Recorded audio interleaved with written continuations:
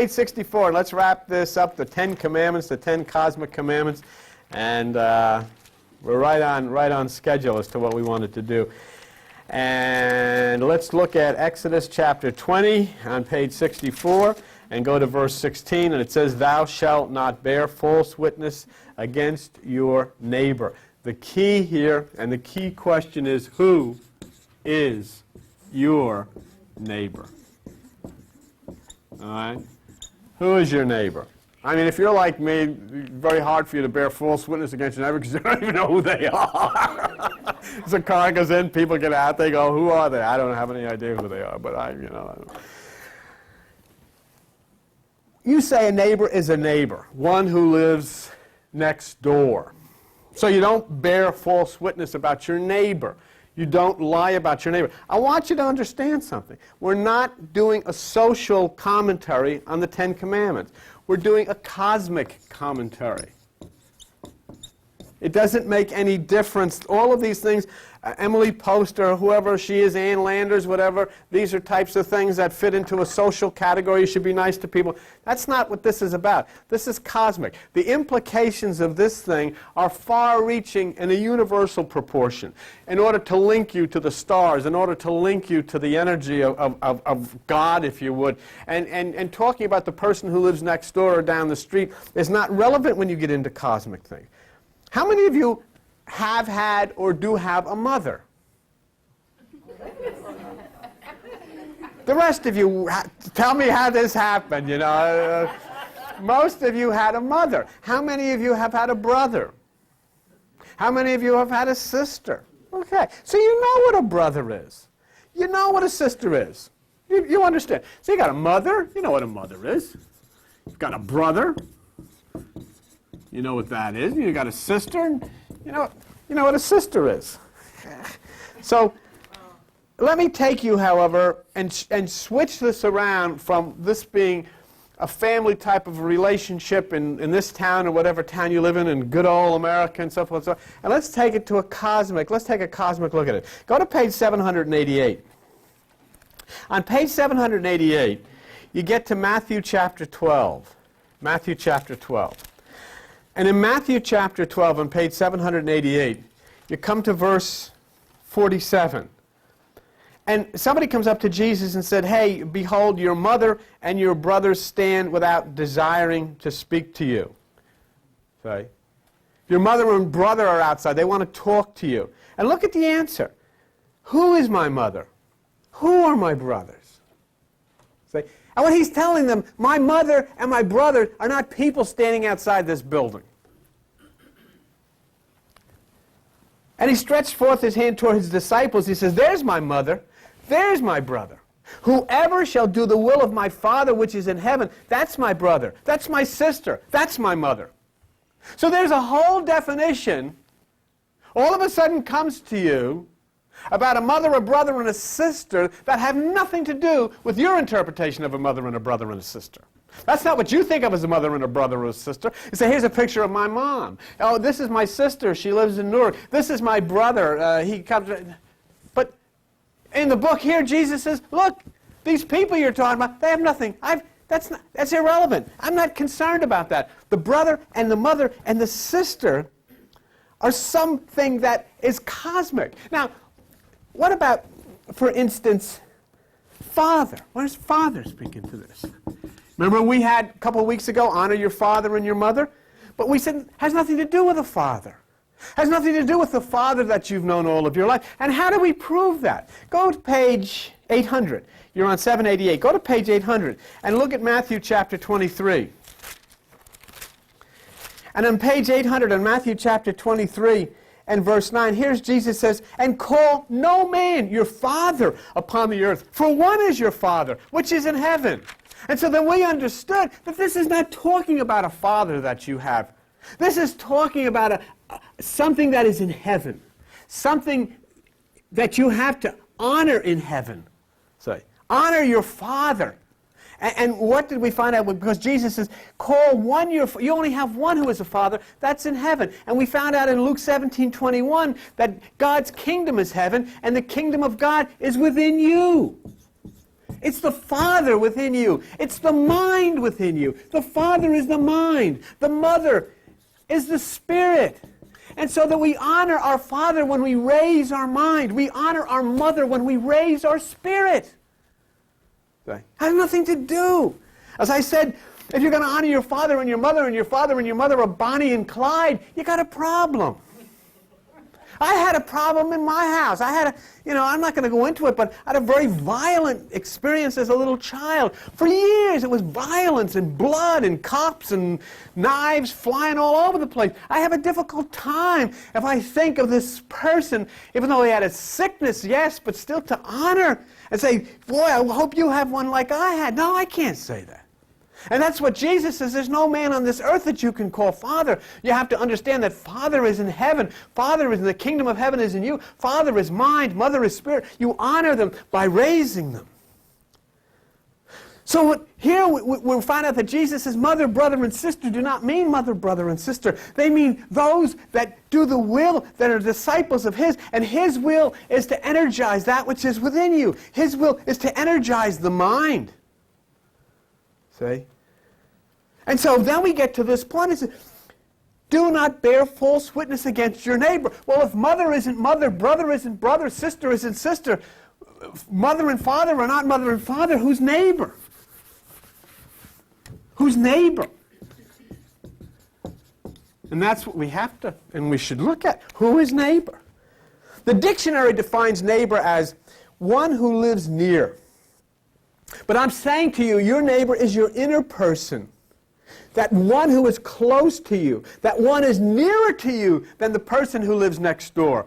Inside of you, there is somebody inside of you that lives closer than somebody who lives over here or somebody who lives over here. There's a song that we sing. It's done by Vangelis and John Anderson, and it says, your friend is close by your side. It speaks in far ancient tongue. Say, that's your neighbor. And so you must not bear false witness against this neighbor. You must not lie about this neighbor. In other words, you must not tell an untruth about your inner person.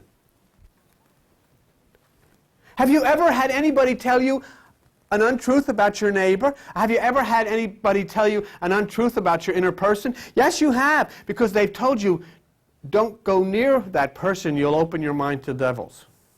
You'll open your mind to demons. There's bad things in there.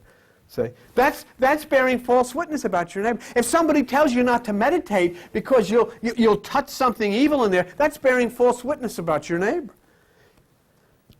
You have two neighbors. You have a neighbor who lives on the left, you have a neighbor who lives on the right. To place your trust on the neighbor on the left is to bear false witness about your neighbor, because you're saying, oh, this is wonderful. No, this isn't wonderful. This is a problem. This is the source of the problems of the whole world. This is the carnal mind. And you're placing your trust in this neighbor. You're bearing a false witness. You're telling everybody, this is where all the wonderful things happen. No, they don't. And then you're saying to people, stay away from this. This is a cult. This is evil. No, it's not. See? You're bearing false witness against your neighbor you don't understand. And you sit and you read a Bible and you haven't the slightest idea what words you're looking at, because the words you're looking at don't mean what they say. See? So then you have to turn around and you have to realize, okay, have I got two neighbors, and this is the carnal neighbor, this is the occult, the divine neighbor, this is the neighbor of the right side, this is the neighbor of the left side, and I'm telling everybody, I'm telling all of my emotions. It's like I was telling you on television about this healings and all of these things that are done by the neighbor on the left side, and we're saying these wonderful. No, it's not wonderful. And yet this here, how many people have been killed? How many people have been ostracized? How many of the great teachers? Who are the great teachers who understand of this? Of a Joel Goldsmith? Of a Hilton Otima? Of an Edmund Fox? And all of these different people? Who knows of them? Nobody knows of them. But they know the ones on television who idolize the neighbor over here. They don't know these people who told you about the neighbor here. They don't know who they are. You go up and down the street. You go into every church on this side and say, do you know of Joel Goldsmith? Who? Do you know of Emmett Fox? Who? Do you know of Joffrey Hudson? Who? Do you know of Hilton Home Team? Who? I don't know these people. Who are these people? I never heard of these people. Oh, they talk about the neighbor on the right. But I know of Jimmy Swaggart, and I know of all of these other people who talk about the neighbor and who idolize the neighbor on the left. I know of all of these people. And so they say the neighbor on the left is good when the neighbor on the left is bad. They say the neighbor on the right is bad when the neighbor on the left is good. They call good evil and evil good. To place your trust in the neighbor on the left. Watch. Page 924. The neighbor on the left is the carnal mind. And we have, don't think I'm limiting this or I'm saying anything about Christian fundamentalists. Believe me, there's many in the New Age. I would say the predominant, the overwhelming number of people in the New Age place their whole emphasis on the neighbor on the left. It's all emotions. It is all emotions. They want to see things. They want to go up to Arizona and spin around in some kind of a thing on top of a Grand Canyon. It's all emotions. It's all emotions. I have people come in here. We have just as much trouble with people who are in the New Age as people who are in the Old Age. You know, they got feathers and smoke and glass and all this stuff they put on their heads and spin around and everything. And if you don't do that, well, I'm getting out of here. That's the neighbor on the left. Talking about this. Talking about that. So who's the neighbor on the left? The carnal mind. It's the left hemisphere of the brain. What's it say? Romans chapter 8, verse 7. Because the carnal mind is enmity against God. It is not subject to the law of God, neither can it be. Neither can it be. That's the neighbor on the left. It's not possible for you to act out the things of God from this side. Oh, this is wonderful. Don't say it's not wonderful. Joan and I went down to Atlantic City on Thanksgiving. And we ate in a Fortune's restaurant. It was good, great. Great. I loved the enjoyment. The people, everybody was nice. It was exciting. It was exhilarating. The food was great. It was great. I love it. But this isn't where God is. This is where we are. This is where God is. That's the neighbor on the right. And you got to bear a true witness about the neighbor on the right. You can't bear a false. You can't say this is evil. Because when you say this is evil, you're blaspheming God.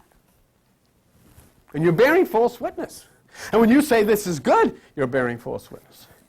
To cause suspicions of fear about your neighbor on the right is to bear false witness. How do I know? I'll show you. Page 886. Page 886. John chapter 14. Page 886. Who's the neighbor on the right? The one in you. The one that can't be seen. The one that can't be touched. The one that can't be felt. The one that can't be religionized. John chapter 14, verse 20. I say unto you. Excuse me. John chapter 14, verse 20. At that day you shall know I am in my Father, you in me, and I in you. That's your neighbor who lives on the right. I in you. Who is he defined as here? Jesus Christ, the neighbor on the right. And what are we told? Don't go in there. How could there be demons? How could there be devils here if that book says that Jesus Christ said he's in there? How could there be devils? Why don't people listen? They all got Bibles. They strut around with their Bibles. Oh, God bless you, brother. I got the Word of God. What? Why don't they read it? Why don't they read it? And if they read it, they say, wow, it's the Christ who said he dwells inside of me. Then how could there be evil? How could there be demons? Well, how do we do this? How do we make the neighbor on the right? What do we do? Go to page 800 and whatever it is. What did I tell you? 886. Well, that's the book of John chapter 14. Go to John chapter 21. John chapter 21. All right, you can figure out what that is. And look at verse 6. In John chapter 21, verse 6, and he said to them, cast your net to the right side, and you shall find. Cast your net to the right side. Cast your energy to the right side. Cast yourself to the right side. Cast yourself to the neighbor who lives on the right side. And don't bear false witness saying it's a cult, or it's evil, or it's dangerous, or it's devils or demons. That's false witness. Cast your net to the right side. And don't cast your net to the left side and say this is God, and this is all wonderful, and we're going to sing songs. You can do the same. You can get the same emotionalism at a Rolling Stones concert. I see the kids. You see at the Rolling Stones concerts all the time. You see them at the Michael Jackson concerts. You see them at all the rock concerts. And what you see, they light their cigarette lighters, and they all go like this, and they got their hands in the air, and they're having a wonderful time, and there's nothing wrong with it. But it's not God. God's over here on the right side. And that's why Jesus says, cast your net to the right side, and you shall find. Know your neighbor. Know your neighbor on the right side, and speak truth about your neighbor. And don't be afraid to stand up for your neighbor who lives on the right side. Because there are people who are going to tell you false things about your neighbor. And I can say just about everybody who has sat here, somebody has told you a lie about your neighbor who lives on the right side. The neighbor on the left is religion. Systems of rules and regulations and fear and guilt. Tell the truth. The neighbor on the right is meditation. It is separation from thought. It is nirvana. It is Om. It is individual freedom. It is harmony with nature. Tell the truth about your neighbor. The neighbor on the right is perfection. And as the Apostle Paul says, let us leave the doctrines and move on to perfection. Thou shalt not bear false witness against your neighbor. And do you see how cosmic that is? I gotta say, the guy across the street wears army boots, who cares? When I start talking about the neighbor who dwells in me on the right side, and I start to tell the truth about that neighbor, I am bearing true witness about God. I am bearing true witness about Christ. I am bearing true witness about Buddha and Krishna. I am bearing true witness about the universe. I am bearing true witness to this magnificence in Pegasus. You know it's an interesting thing? I don't know if you want to do something? Tell me what page the book of Job is on, real quick. I guess I didn't. Just tell me. Oh, yes, I'm sorry, Job chapter 38. Tell me what page? 458. I want to show you something. Joni Schultz, I want you to look at this. Job chapter 38, page 458. Josie, I want you to see this. People are especially interested in this. I'm going to show you something. It's very important. Do you know that Job is the oldest book known to man? Do you know that? Do you know it's an old Oriental drama that is thousands of years older than anything else in the Bible? What? Really? Really? True. An Oriental drama thousands of years older than any book that's known to man. The book of Job. Actually, Now hold it. Now look at Job chapter 38. Go to verse 31. Can you bind the sweet influence of the Pleiades? The star cluster in Taurus? The influences of the stars of Taurus? Can you loose the bands of Orion? The great constellation Orion? Can you bring forth Mazzaroth, the 12 signs? Can you guide Arcturus, the star Arcturus? Do you know what I just showed you? This is the oldest book known to man, the book of Job, and look what it did. It quoted something that was in existence before it. It quoted the names of the stars and the constellations, which were written in the heavens before the book of Job was written, before the Bible was even a glimmer of an idea in everybody's mind. The entire story. The white horse was written in the stars millions of years before there ever was a Bible.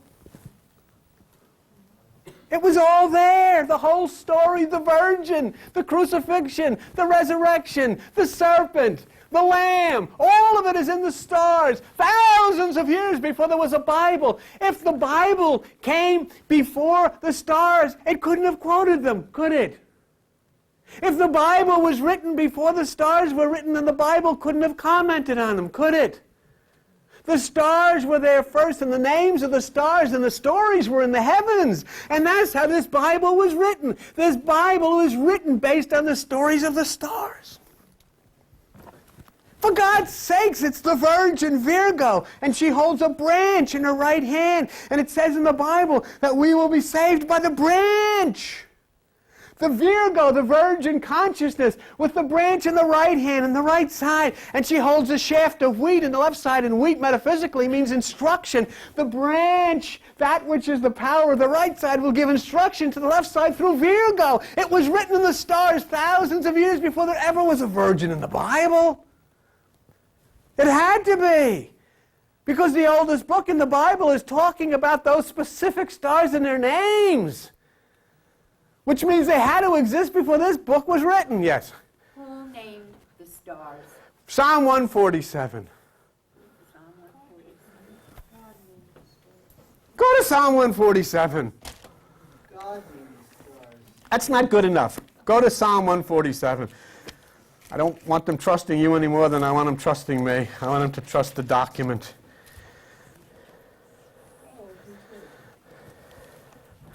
Okay, Psalm 147. What page is it?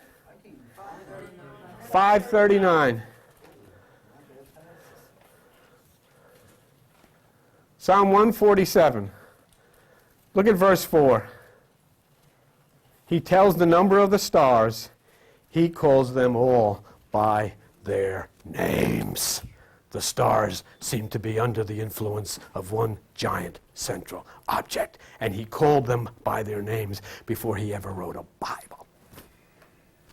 And the people that wrote a Bible wrote it from the stars.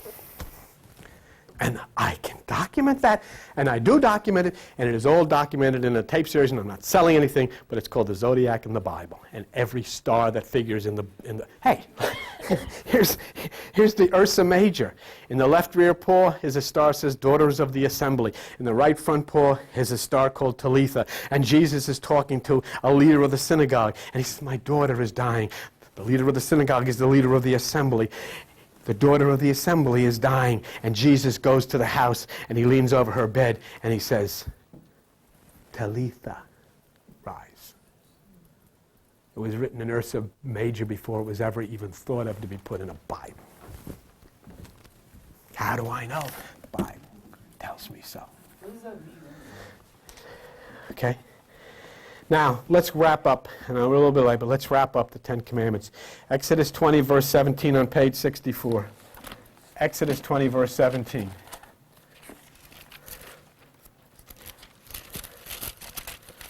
In Exodus 20, verse 17, it says, you shall not covet your neighbor's house, your neighbor's wife, the man, his manservant, his maidservant, his ox, his ass, or anything that is your neighbor's.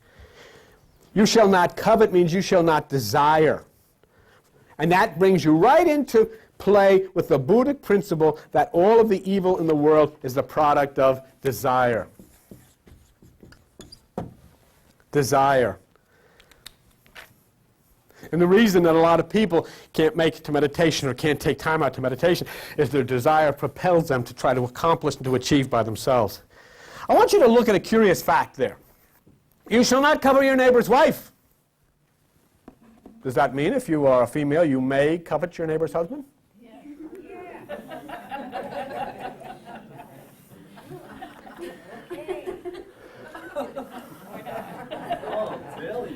Well, I mean, you know, there it is. But, I mean, we know what the problem there. The answer is, your neighbor on the right has no wife. Spirit is the bridegroom. You are the bride. You are the wife. Okay? So you may not covet your neighbor's wife. You are the wife. Look at Matthew, page 784.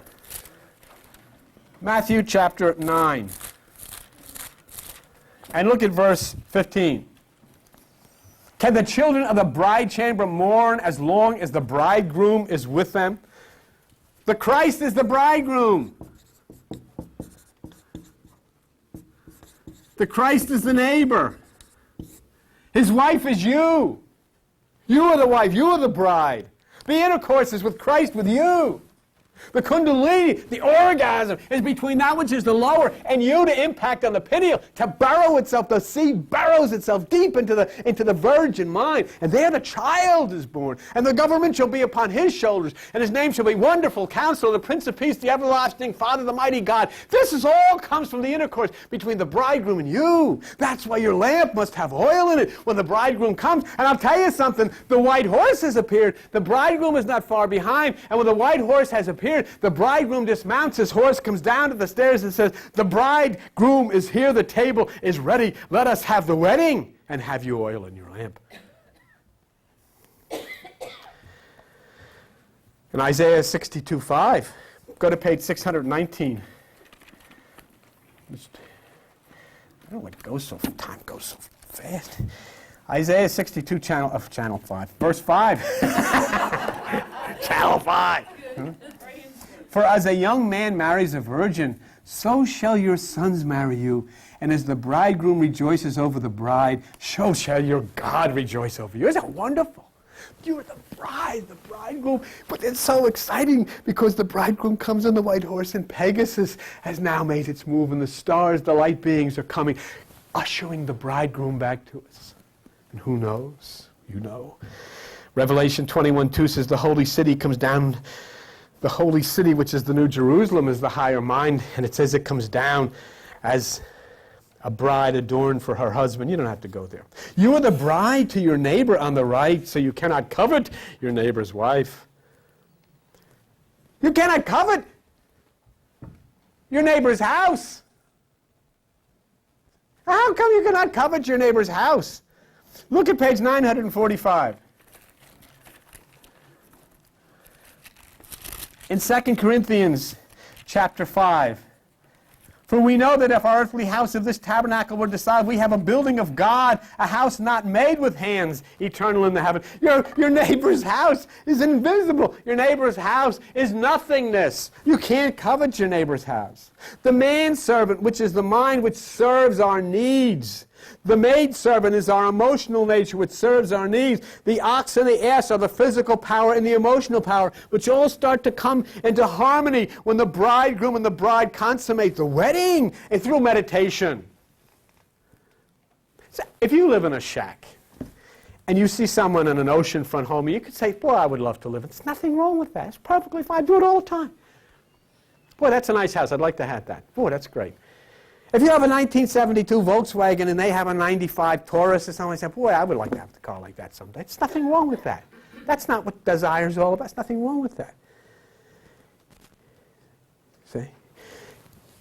It is absolutely normal if you have to, and like if you're eating here at China Dragon restaurant and you're getting your lo mein, and you hear somebody else is spending the day at the Taj Mahal and champagne. Okay, you say, boy, I'd like to have that. There's nothing wrong with that. But to covet your neighbor's house is to operate your life dwelling in the carnal mind. You can't do that. It's dangerous. It's destructive. You've got to cast yourself into that sea of forgetfulness in meditation and allow that sea to take you to the island where God dwells. To covet your neighbor's wife is to live out of your emotions. To covet your neighbor's house is to live out of your carnal mind. To covet your neighbor's wife is to live out of your emotions. To covet the manservant is to depend on the service of the lower mind. To covet the maidservant is to depend on the service of the lower emotions. The power of the mind is the ox. The ass is the stubborn nature of the mind. You can't have all of that stuff. In spirit, the ox is sacrificed. What happens to the ass? The ass is taken by the Christ who sits upon his stubborn nature and steers him into the holy city of New Jerusalem.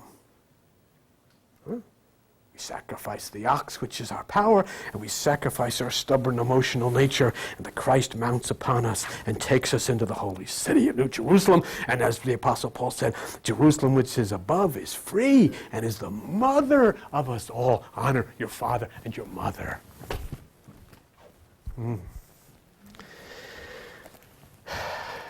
So, real quick, the Ten Commandments. I am means the single I. Jesus said, if your eye be single, your body will fill with light. God is light. Okay? I am is the single I. The word am is not a word. It is present tense singular. It means the single eye. And Jesus told you that if your eye be single, your body will fill with light. If your eye be single, you'll stimulate the pineal gland. Your body will fill with melatonin, which is a skin lightener. The prophecy is fulfilled. There would be no strange gods before me. The strange god you put before God is called religion. Religion. You have dwelled on a god whose idea was to get a little girl pregnant so he could come down here and kill himself. And the reason he had to kill himself was because he was not capable of forgiving you without human blood flowing. That's blasphemy. That's the strange God that you decided to put in front of God. Okay? Take not the way of the Lord in vain. Make not the inner way of no value. And many of us do that. Believe me, we don't have time for it. Everything in this world is too important. If I could come to your house and get on my knees and beg you to wake up to what's going on right now, I would do it. But I can't. And that's not fair anyhow, because I don't interfere in what you do, and I don't single out anybody. When I speak to the ceiling. I just beg of you to please understand. Read the headlines, understand, wake up and understand what's coming. The bridegroom is coming. Don't stay away from this thing. Make the oil flow in your lamp. Please. Remember the Sabbath. The Sabbath is the seventh.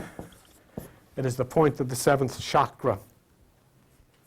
And when you remember the seventh, you'll elevate your energy, and that which is the orgastic fluids will rise through the spine and impact at the pineal gland of the brain. Remember the seventh. The seventh is the Sabbath. Honor your father and your mother. Your father and your mother are your mind and your spirit. You honor your father by lifting your mind. You honor your mother by lifting your spirit. You lift them both in meditation. Do not kill. Do not kill the soul, either yours or anybody else's. And you kill the soul by not feeding it. You kill the soul by not exercising it. You kill the soul by neglecting it. You see those things out there on the thing from the shelter and the animal agency, millions of dogs die, animals die because they're neglected. They starve to death. You kill the soul by starving it to death.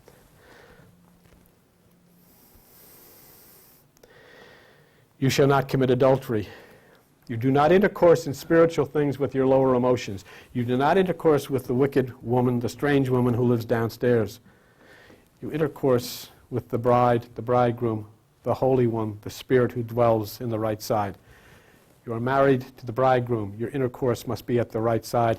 You cannot intercourse here, because when you're intercourse, and I don't mean you don't use your mind. I don't mean you don't use your mind to work or do whatever you want to do or have fun or listen to records and all that. You use your mind. But in things of God, then you are committing adultery. You intercourse here with God and the right side. You shall not steal. You shall not steal, and you shall not steal from yourself or for anybody else. And you steal by taking away the key. You take away the key from yourself when you do not enter within meditation. You're stealing from yourself. You take away the key from somebody else when you don't tell them about meditation or you try to talk them out of it. You are stealing, and thou shalt not steal. Jesus Christ in Luke 11:52 says you take away the key of knowledge because you don't enter within yourself, and those that are trying to enter in, you hinder. You're stealing. Thou shalt not steal. Do not bear false witness against your neighbor. Tell the truth about your neighbor on the right, the divine nirvana. Also tell the truth about your neighbor on the left, emotional religion. And do not desire, do not have a desire for the things which are the left side, which is the carnal side. Desire those things which are the right side of the spiritual side. In these commandments, you will find the movement of the planets. In these commandments, you will find the movement of the cosmic energies that bring creative consciousness into harmony with universal law. Amen. Amen. Thank you very much for spending your time with us and for going through the cosmic 10 commandments with us. And I hope that you enjoyed it, and you can get them all on a series, and Joan will come along. Thank you. Bye-bye.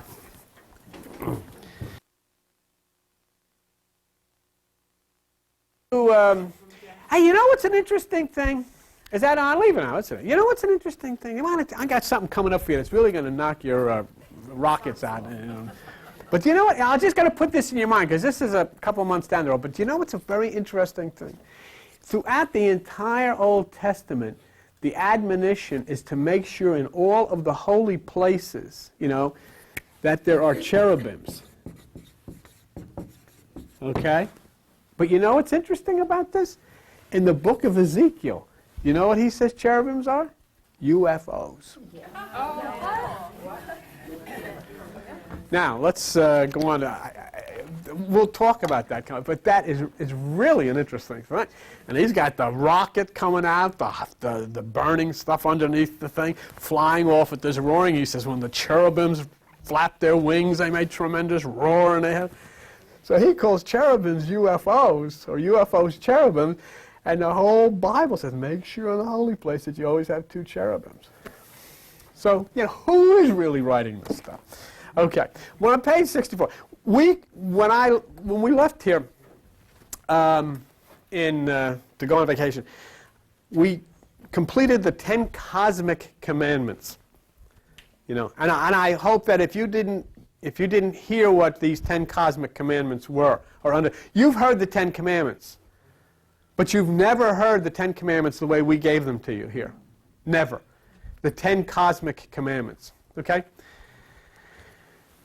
The 10 commandments are over. And the Lord has spoken from the mountain. The mountain, what you have to do, if you're going to understand, is get all of these references and understand their symbols. And understand that the Bible gives you the authority to realize them as symbols. Whenever you see the word mountain, it's talking of the higher mind. The higher mind is the mountain. There's nobody speaking from a mountain. Cecil B. DeMille has God speaking from mountains. You have to understand. It is talking about your higher mind. This is an orgasm, if you would excuse it. But it is. It is an explosion of energy within you. Not unlike a sexual orgasm. This is a spiritual. This is an electrical orgasm. And the Hindus call it kundalini. And it's an explosion which rises up through the spine. Look, understand. What happens? Here you have the earth. You have dinosaurs, all kinds of wild animals fighting up here. When all the wild animals fight, they kill each other, they go into the earth. When they go into the earth, by the heat and by the compression of the earth, the pressure, this is turned into fossil fuel, oil. When you drill, zip, up it goes.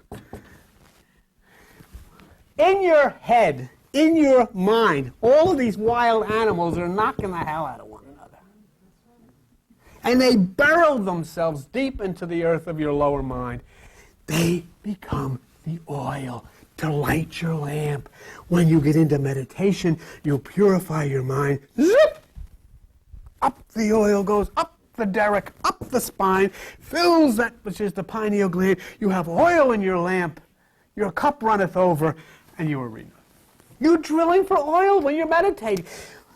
What you do inside of yourself is exactly what goes on in the earth. Exactly what the sun does out there, it does in here in the solar plexus. When you're going down into the earth of your mind, you're going down into the earth for oil. And Jesus and all the Bible says, make sure you have oil in your lamp. Oil comes from animals which have been killed or died, gone into the earth.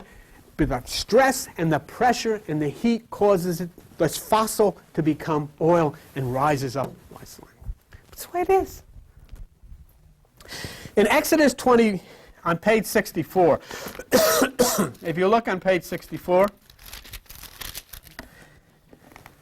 Exodus chapter 20 and verse 18, and all the people saw the thunderings and the lightnings and the noise of the trumpet and the mountain smoking. And when the people saw it, they removed far off. Okay, this is described as the thunderings, which are the electrical movements through the body. Thunder is the movement through you when you feel that when you're in the meditation. And I don't care. Look, it doesn't, please, I have nothing to gain by you meditating. I'm not going to get paid because you meditate. Nothing's going to happen good to me because you meditate. I am only concerned, especially now with Pegasus, for you and for your family. And if you know better, why wouldn't you? I don't understand it. See? It is the only thing I am asking you is to think of for yourself, your family, and for your communion with this changing universe. So those thunderings are the movements that happen within the electrical movement through the body. The lightning is sudden enlightenment. Okay? It's knowledge. Just like what you've learned and what we're talked about this morning. Do you know, what you know about Pegasus, I'm sending to all these churches, they never heard it. They haven't the slightest idea what we're talking about. People on television haven't any idea what we're talking about, although I understand this Jack Van Impe mentioned the fact about Pegasus. Good for him, whatever. The noise of the trumpet is Om. The noise of the trumpet is ohm, and ohm is the measurement of electrical resistance that goes through the spine. What I'm telling you today has nothing to do with religion. What I'm telling you today has to do with truth. It's scientific fact, as well as the fact of Pegasus, a scientific fact, as well as the fact of the 10 cosmic commandments, as I just turned over, discussed with you over the last few weeks, is scientific fact. The mountain smoking is the veil. It is the part of you that you can't see. And many of you who get away from it have no idea even now what I'm talking about. Many of you that get away from it have no idea what is going on within yourself. And it's the same thing as that lion. Somebody sold you a bill of goods that this is the only way you can do it. And you get in this guilt, and you get in this fear, and you get in this competitiveness, and you try to fight your way through life instead of tapping into that source of power and that kingship which is within you, which is rightfully yours, which was taken away from you by the system. Now look what it says here. When the people saw it, they removed and stood far off. That's Exodus chapter 20, verse 18.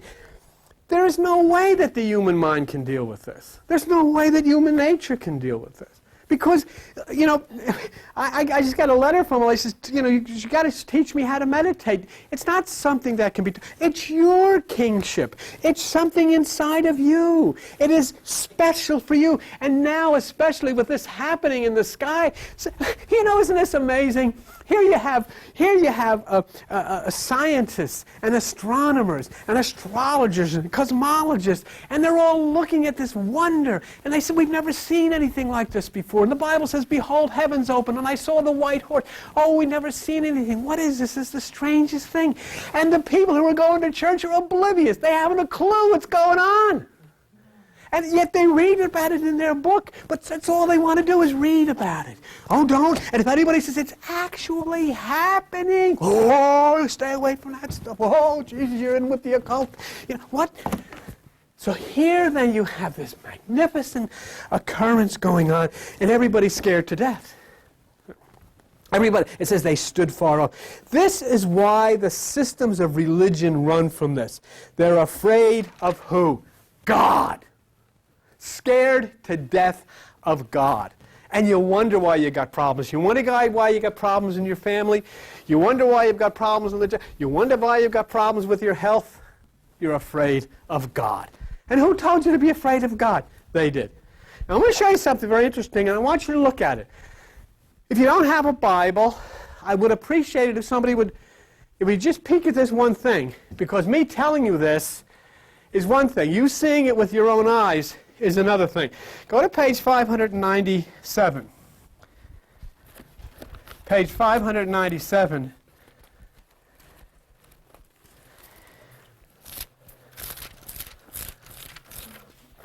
And if you look at the book of Isaiah, in Isaiah chapter 29, all right, and I'll just keep telling you this. I'll keep sharing this stuff with you, and that's all I can do. And you know, I need you to come to listen to it, not because it's going to do anything for me. And not because it's going to do anything for this building, because this building, as you know, has no, it's just for you. Believe me, it is for you. And I think even this morning I've told you enough to say maybe something is going on. Maybe we should look. Isaiah chapter 29. Now look at verse 13. The Lord says, these people draw near me with their mouth. With their lips they honor me. But they have removed their heart far from me. And watch this next line. And their fear toward me is taught by the precept of men. Why are you afraid of God? Because you have been taught to be afraid of God. That's why. Oh, you can't do this. You know, God's going to punish you. God's going to damn you. God's going to send you to hell. God's going to do all these terrible things. And not only are you afraid of it, but you've taught your kids that. You've turned your kids loose into Sunday schools. And what have they taught them? Fear. Guilt. You're all unclean. There's not one who, you know, and then you're carrying around this, and you spend some of your nights crying. Why? Because your mind has been subjected to all of this fear and all of this guilt and all of this stuff ever since you've been a kid. Read it again. These people draw near me with their mouth, and with their lips they do honor me, but have removed their heart far from me, and their fear toward me is taught by the precept of men. And that's in the Bible. God speaking. And here you can imagine some God, whatever that is, saying, why are you afraid of me? What did I ever do? I made pandas and dolphins, pussycats, puppy dogs, fleas and ticks, yeah, but I mean, you got to have some of that. But why? And I've tried. And this is like the Lion King, the Father. I've given you everything. Only thing is, people told you that I didn't, and people told you that if you came in and touched, you'd get, and they said, oh no, you'll get sick, you'll get boogeymen in there, oh, you get demons, and you believe them. Yes, sir? Bill, it's like Casper. Everyone told people that ghosts are evil. Wait a minute, this is good. Hold it, this is too good, AJ. Coming back, let's go. Casper, I got to hear about Casper. Come on, you got to stand up. Excuse me, sir. Everyone has been taught by their peers that ghosts are evil.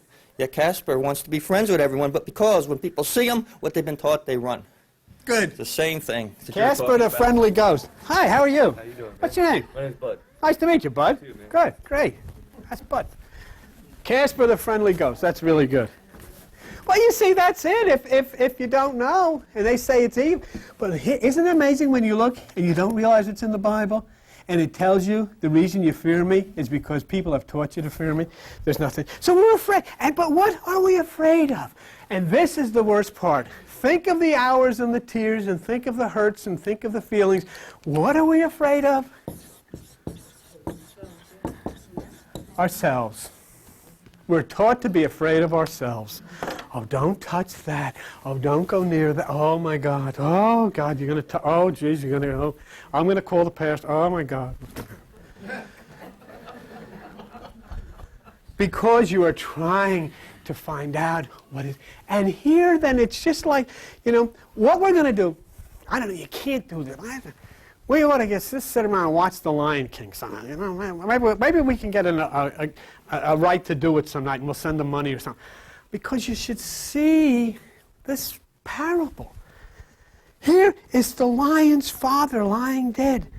And Simba's got his mane, but the evil lion comes out and says, look at your father is dead.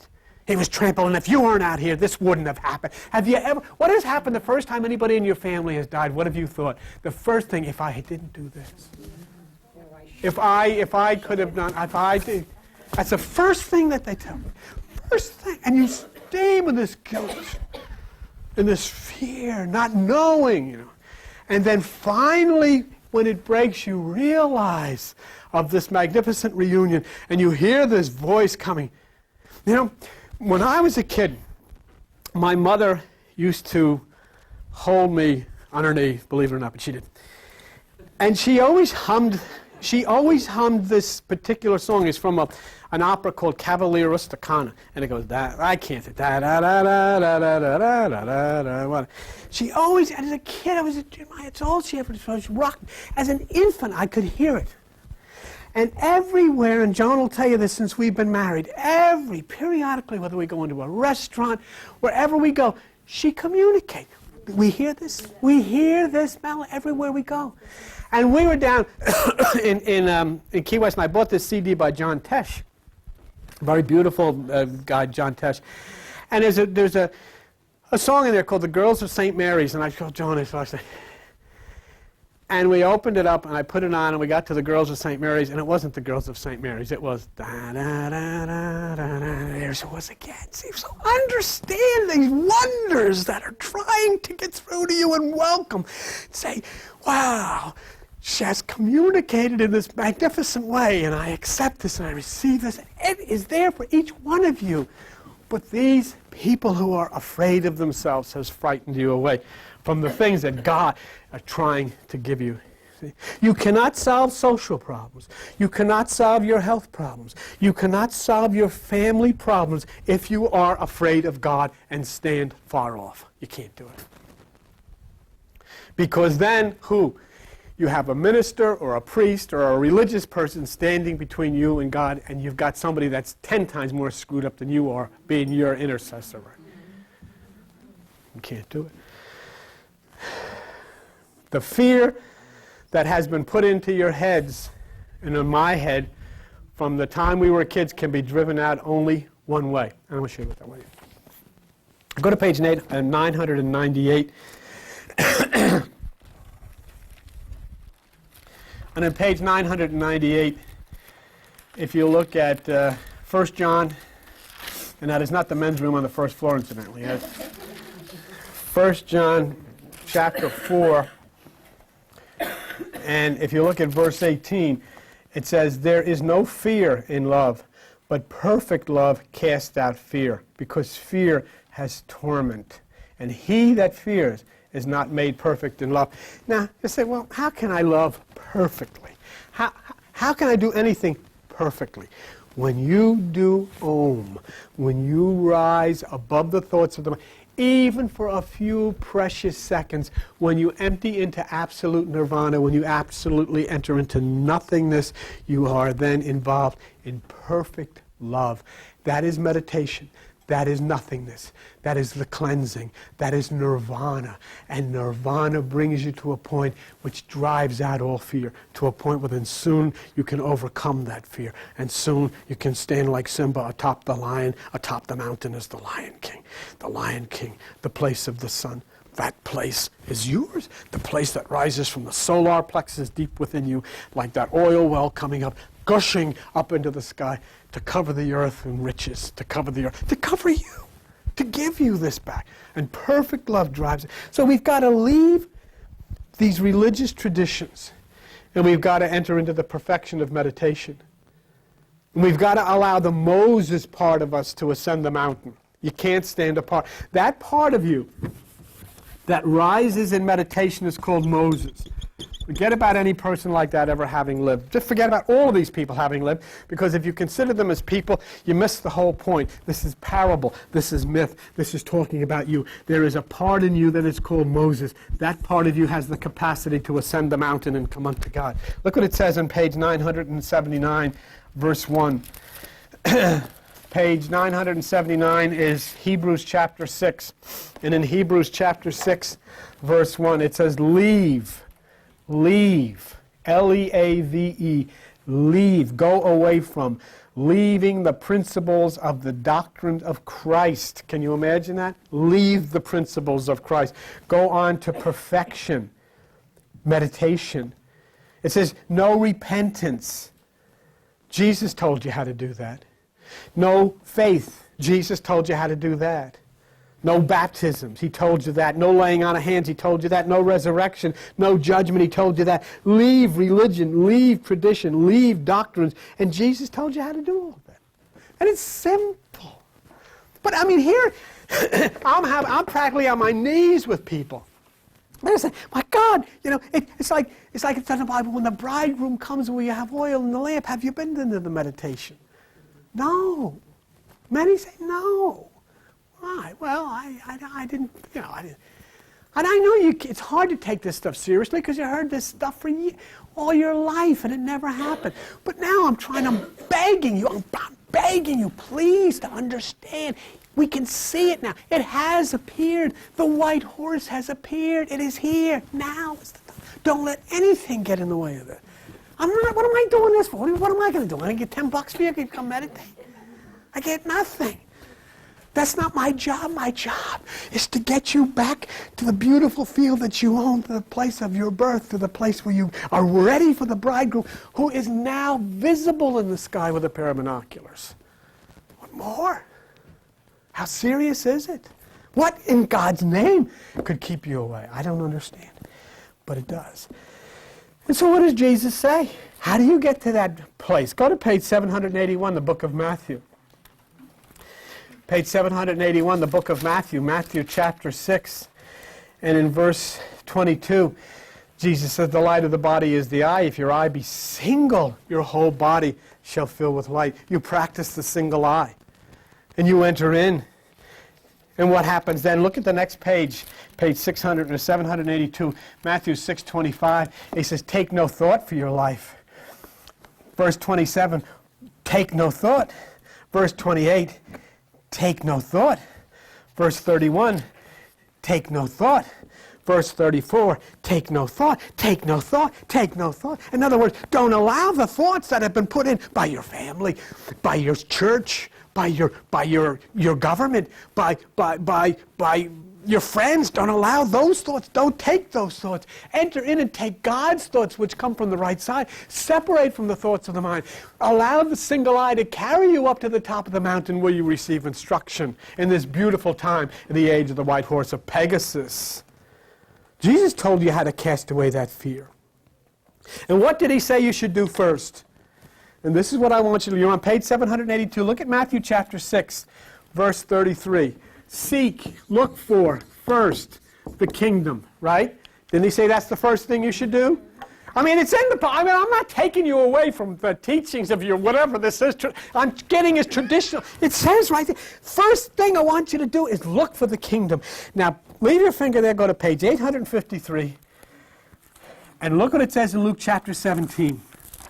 Jesus says, don't study the Bible, don't go to church, don't sit behind windows, don't take communion, don't do all of this stuff. There's one thing I need you to do before you do any of that stuff. I need you first to look for the kingdom. And then right here and now, in his own words, he tells you exactly where to look. In Luke chapter 17, verse 21, they're going to say it's there, it's not. They're going to say it's here, it's not. Behold, the kingdom of God is within you. Simba! It's within you. Within you? Who said it? Did I say it? No. The pastor said it? No. Who said it? Jesus, the Son God said it. The Sun Star. And if Jesus is the Sun Star, the first coming, which he is, then the second Sun Star, which has just appeared, is the second coming of the Christ. And you can see it with binoculars, for God's sake. You want to have a Christmas present? That's a Christmas present. And there's thousands of stars coming with them on white horses. Oh, silver!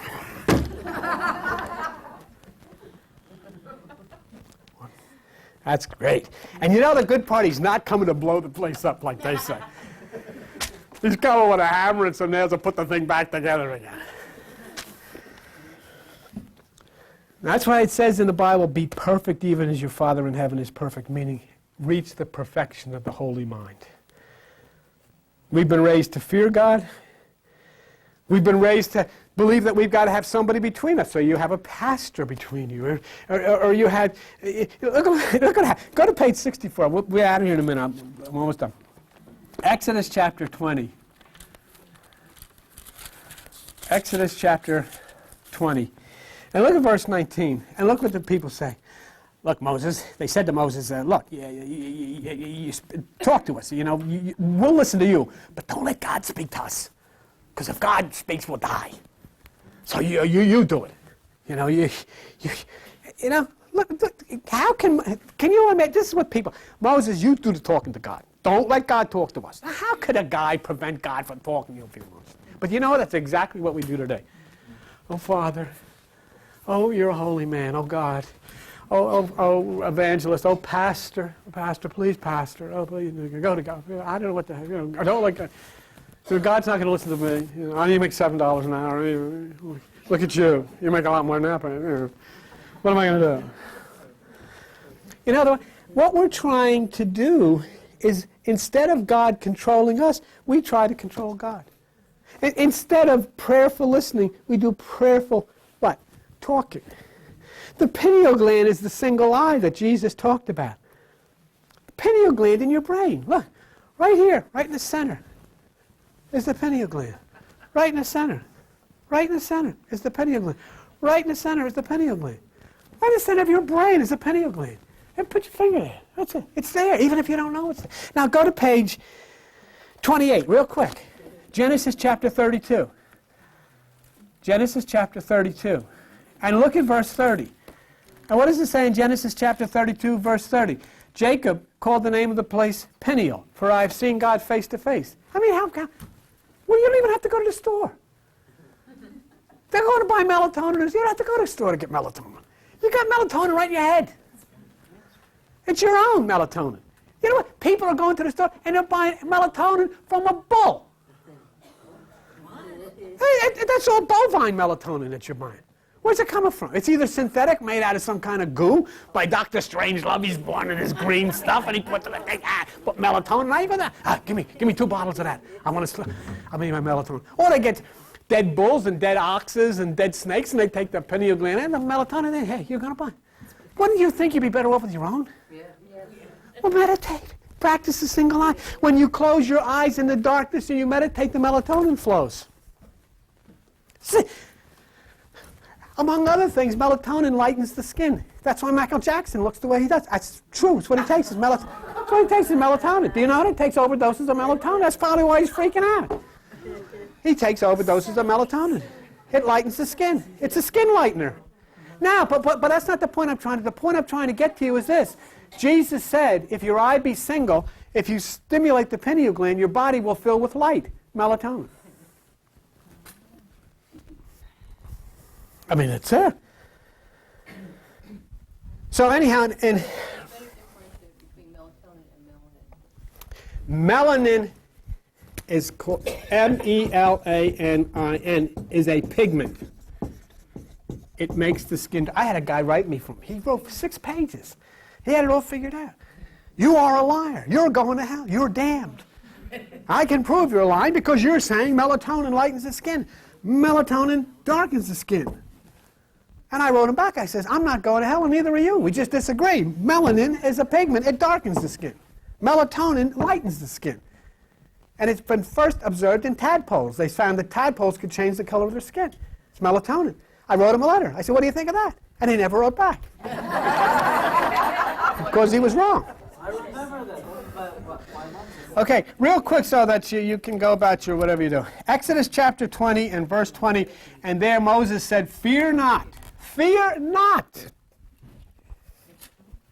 God has come to prove you that his fear may be before your face that you sin. The pineal in darkness opens up. As it says in Amos, the day of the Lord is darkness and not light. And it says in Exodus chapter 20, verse 21, and the people stood far off, and Moses drew near unto the thick darkness where God was. Now, look what this is. Real quick, because I don't want to blow this. I know you light, but I got it. The people stood far off. Here's you. All right? This is the right hemisphere. This is where the mountain is. These are all your thoughts. That's the people. Your thoughts have to stay down here. The Moses part of you is that part of you which comes through the spine, which can enter into the right side. So Moses goes to the mountain. That spirit within you in meditation goes to the higher place while your thoughts stay far off. Your thoughts are not allowed in. Okay? And now God speaks from the mountain to Moses. And he says, you shall convey to the children of Israel. In other words, what's being said here is, look, this is what you've got to get into your own mind, into your head, into your understanding, into your desires. You have seen that I have talked with you from heaven. Now look what it says here, real quick. Exodus 20, verse 23. You shall not make with me gods of silver. Silver, metaphysics, means emotions. That's religion. Or gods of gold. Okay? Gold is the mind. In the lower part of the aspect of metaphysics, gold is the mind, silver is the emotions. These shall not be your gods. In other words, that's religion. That's the outer. That's the intellectual and the emotional creations of men. You remember what we saw before? Fear is the creation of men. Look what it says in verse 24. An altar of earth you shall make. Now, this is what's important to understand here. This is Greek. It's part of the Greek mythology. In Greek, you have 5 stages of consciousness. Earth, water, air, fire, and the new mind. This has been the destruction of Christianity because they've never been able to understand this. And so they put people's heads in water. They come out of the water up into the air, and they say they got baptized in the Holy Spirit because they have not understood the 5 realms of consciousness. Okay? They also think that God is going to send fire down on the earth and destroy it, and they call that Armageddon, when actually fire is the 4th stage of consciousness, which is spirit, which drives away all the fear. The altar is the earth. The altar is the lower mind. That's where you bring your sacrifices of yourself. An altar of earth, okay? We must start with our mind to place the offerings of our desires on that in meditation, that it may rise through the water, rise up into the air, and be touched by the fire. Now, in verse 24, you have peace offerings, okay, and burnt offerings. The peace offerings are sheep. There is gentleness. You must bring into your meditation the lack of that combative attitude. You must be willing to just subdue yourself, to sit in peace, to sit in gentleness. And the burnt offering is the oxen, the sacrifice of your personal strength. To give up that which is your combativeness, your competitiveness, and to sit and there alone wait on that beautiful revelation to come from within you, especially in this time of Pegasus. And look what the promise is. I will come unto you. I will bless you. And what is God's name? God's name in the book of Exodus is I am. And what does that word am mean? Am is not a word. Am means present tense, single. And that is the single I. God is the single I. I will come to you. That which is your holy place will be revealed to you. The earth. Now this is the final thing of this in verse 25. The altar must be of stone, which is the pineal gland, the stone that the builders rejected. You shall not build it of hewn stone, which means, this is very, very important, none of your techniques are going to work.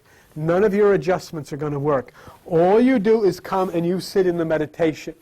No trying to do this or do that or focus on this or focus on that. Because what you're doing then is you're constructing the temple. You're doing something yourself. If your mind is so changed, it's so hewn that you can't take a pure form, then you've got to hear what Nicodemus heard. You've got to allow your mind to empty out of all of the thoughts that you thought were important, all the traditional thoughts you've ever been taught. They've got to be purged and cleared away. The stone has got to be pure. Because what happened to Nicodemus, his stone, his mind was so chipped and formed by religion. He came with all of the Bibles and all of the doctrines and all of the rules, and he came to Jesus and he says, what must I do? And what did Jesus say to him? Jesus said something to him that he never said to anybody else in the whole Bible. He said, pal, it's too late. You've got to be born again. Being born again is not a good thing. The only group in the world that thinks a born-again experience is good is the people in the United States and in the Christian community. If you talk to somebody from the East, they call it being born again being recycled. That means you didn't get it this time around.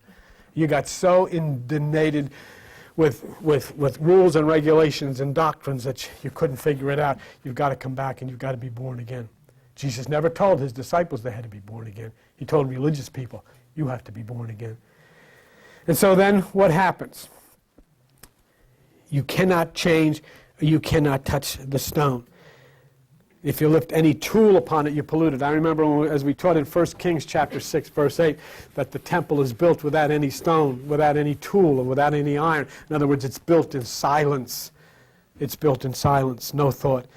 And finally, it says in verse 26, neither shall you go up by steps unto my altar, that your nakedness be not discovered thereon. It doesn't mean that you take your clothes off and you have to go up the stairs. Your nakedness means that you separate from thought. It's spiritual. You don't walk up the stairs naked. You rise in consciousness without the covering of thought. You rise upward in consciousness without the covering of thought. And you don't walk upstairs, and that's what the Bible's trying to tell you. You can only get to the temple by rising. You can only get to the temple by lifting yourself into the beautiful spirit of nirvana. You can only get to this temple without touching anything of the earth. And you can only get there without any of the covering. That's what nakedness means, without any covering, without anything that's been attached to you by the system. And so that's what's being said. That's what's coming down from the mountain. That's what's coming down from the higher mind. A whole understanding of the dropping of this fear of God. A whole understanding of dropping of fear from yourself. An understanding that there is something beautiful that is there available for you, within you, if you'll only allow it to happen. An understanding that there is something beautiful going on in the universe today. Remember I told you about oil and I told you about the sun, and I'm telling you about the sky, and I'm telling you about Pegasus and that white horse. All of those things that happen out there also happen in here. And when you go into meditation now, you bring yourself to that point where you'll start to harmony with the bridge that's been set between the sun star and Pegasus and the sun star that circles around the earth in Leo. These two are connected now. And it comes and touches the earth, and you can ride and ascend up through that star, up through that vibration, if you'll allow yourself to come to this point of meditation. But it's up to you. And, it isn't in Bibles, and I'm not talking about in New Age bookstores. It's in science magazines. It's in Newsweek. It's in the New York Times.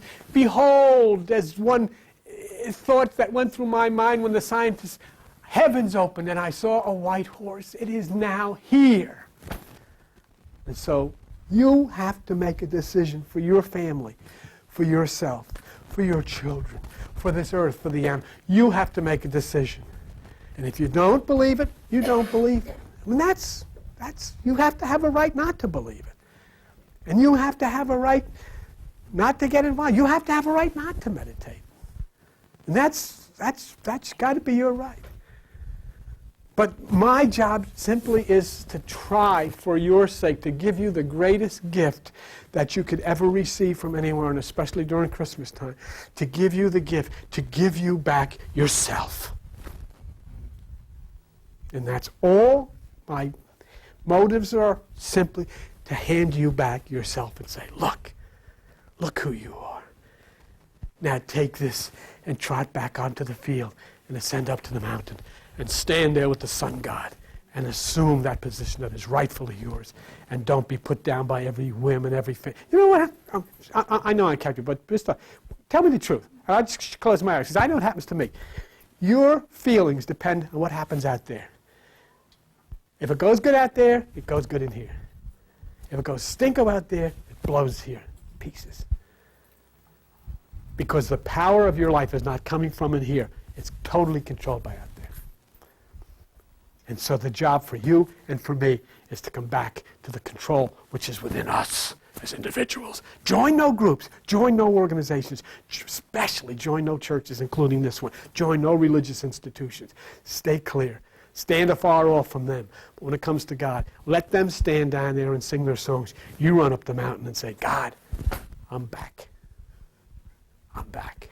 I made it back to the mountain. And just like Simba, you roar. You roar. Whoa!